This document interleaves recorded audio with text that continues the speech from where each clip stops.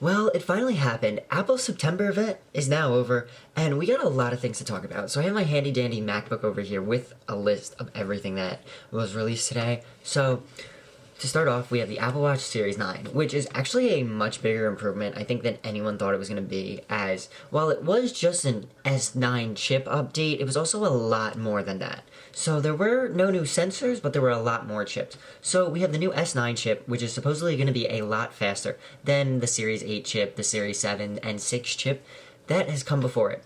But at the end of the day, it is an Apple Watch, and it's been so fast already, so I'm kind of curious to see how much faster it gets. We also have a new pink color, so this is more of like a muted pink, and Apple seems to be doing very muted colors this year, which I'm okay with, as they did keep around Midnight Silver, Starlight, and Product Red from the Series 8, and they brought them over, but now we get this new pink color. Now, Siri can actually do a lot more on the Apple Watch, as it has access to on-device Siri. So this means that your requests get stored in the neural engine and the secure enclave, which is built into the S9 chip, and you can ask Siri to access your health data. So you can say, I weigh this much today, or what was my blood oxygen and how much did I sleep, and Siri will be able to respond to you. Because if you ask that on right now with Series 8 and Ultra and any Apple Watch before that, this is the response you get. How much did I sleep today? It actually just brought me to my activity rings. That's not even sleep. And Apple's saying with the new S9 chip that it'll actually be able to respond to you how many hours you have gotten of sleep. It also gets the second generation ultra wideband chip. So if you use AirTags and you have an iPhone 11 or later, you have a U1 chip built into your iPhone. Now, like AirTags, you can use precision finding. Well, your Apple Watch will be able to precisely find your iPhone and tell you exactly how far away you are and play a sound. So, if you misplace your iPhone and don't know where it is because you might have left it in your bedroom upstairs while you're downstairs in the kitchen, and then you're running around pinging your phone, because I've done that, and I did that multiple times today as I'm running around looking for my phone, and you can now use your Apple Watch and it'll precisely tell you where your iPhone is located. Now, it also gets 2000 nits brightness, which is brought over from the Apple Watch Ultra, so it's even brighter when you're outdoors.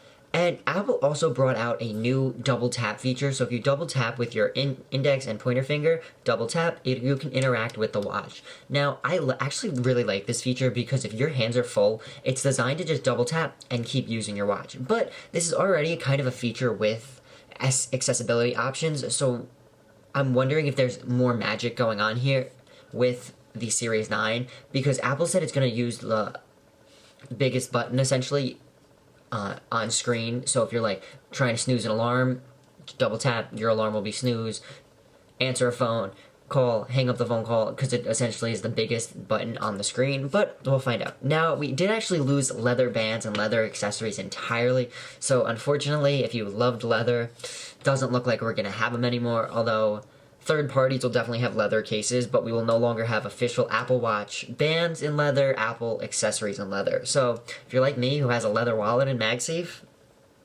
this is the last leather MagSafe wallet they've made. And personally, I'm going to hold on to this until it falls apart. And then I'll probably upgrade to the fine woven one, but we'll see as time goes on. Now, we did also get some fine woven watch band replacements. So the leather options were replaced with fine woven, which is supposed to be like a durable micro twill texture with a suede-like feel. And it is made from 68% of consumer recycled contents. So Apple is being more environmentally friendly, and there's actually a new icon on their website when buying, as a lot of their new Series 9 and Ultra 2 are fully carbon neutral, and this is the new icon to signify that, and it is on the packaging as well. Now, the Ultra 2. Sad news, very, very, very sad news. We did not get a black Ultra 2, and I'm so upset about this because the rumor said we were getting it. Apple brought black to the 15 Pro and Pro Max, but we didn't get a black Ultra 2. But we did get an S9 chip and everything else that I said previously brought over to the Ultra 2, as well as a 3000 nit display brightness, so even brighter screen outdoors. Now, I don't know about you, but I have no issue seeing my Ultra 1 outside, but the fact that I can see this even better, essentially, I am more than excited for. And they're both available today for pre-order, and they will be shipping on the 22nd. Now, the iPhones. So the iPhone 15 and 15 Plus have been completely redesigned, but not in the way you would have thought. So they all have dynamic island and a frosted back now, which is something that the rumors kind of alluded towards dynamic island a lot, but not really much about the frosted back. But they did also contour the edges, so the phone is more comfortable to hold as the edges are rounded. And they did also do this on the 15 Pro and Pro Max. And we did also get a new camera system, so they have the 48 megapixel camera, main camera, and then a 12 megapixel ultra wide camera. And it gets the A16 chip from the 14 Pro and Pro Max, as well as comes in colors of black, pink, green, yellow, and blue. And these colors are actually very muted. Now, the pink and black do seem to look very nice, but the blue almost looks like white, and the yellow and green almost look very similar, at least my opinion. Now, these phones also get the second generation ultra wideband chip, as the Apple Watches do, as they can allow you to find devices even further, up to 3 times. And I wonder if this means we're going to get any new AirTags in the coming future, as we did also get new AirTag holders in fine woven material.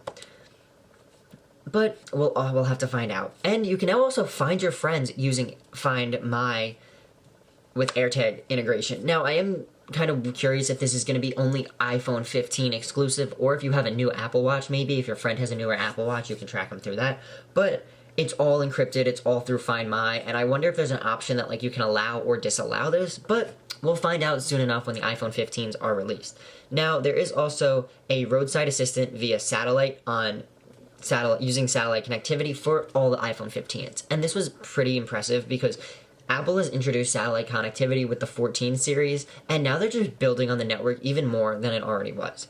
And all of these iPhones now feature USB-C, so there is no more Lightning. Lightning is officially dead, and personally, I'm a little torn on this because Apple did also kill off some accessories with it. So if you saw my previous video about some upcoming accessories that I really wanted and some that we might see, we actually lost 2 of my favorite accessories, which is the MagSafe battery pack as well as the MagSafe Duo. And now, they do both have Lightning ports, so I wonder if Apple might be readying a USB-C version to launch later on, but there actually was no word about this, and it was just silently discontinued and dropped from their website. But as someone who mainly uses MagSafe, I am going to continue using my MagSafe Duo. There's no reason for me not to at this moment. And I'm also going to keep using my MagSafe battery pack because these accessories aren't that old and probably are going to just be replaced with USB-C in a few years. But we'll find out.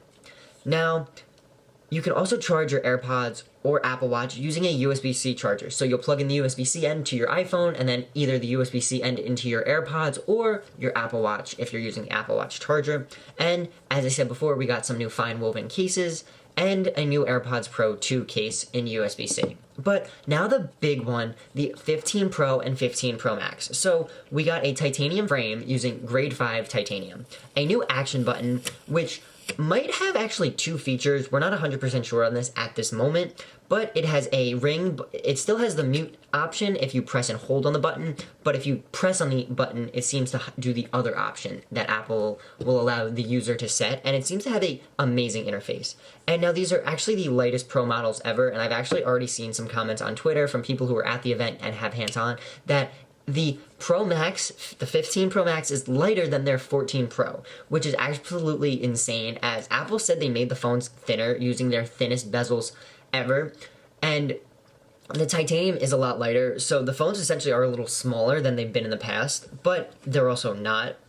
And it comes in a black, white, blue, and natural titanium colors, so personally I actually don't know what color 15 I'm going to pick up.